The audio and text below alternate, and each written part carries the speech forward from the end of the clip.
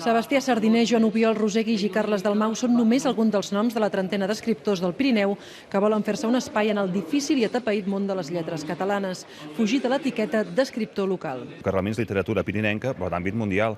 Pot ser entesa a qualsevol lloc del món, això.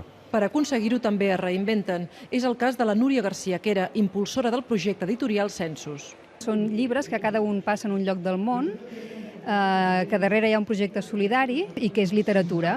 El Pirineu també és la inspiració dels futurs escriptors que ja despunten. És un pit-roig que viu al Pirineu i somia amb anar al Delta de l'Ebre, al paradís de les aus.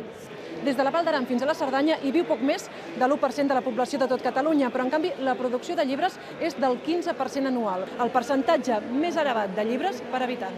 El poeta i assagista eivissenc Antoni Marí és un dels autors convidats. Fa una crida a la unitat davant, diu, els atacs que pateix la llengua catalana. Jo no veig que hi hagi una organització suficientment dura i forta per enfrontar-se com és necessari.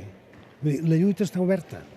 Fins al 15 de setembre, l'Associació Llibre del Pirineu participa per primera vegada a la Setmana del Llibre en català, una manera més de fer-se visibles. Anna Figuera, TV3, Organyà.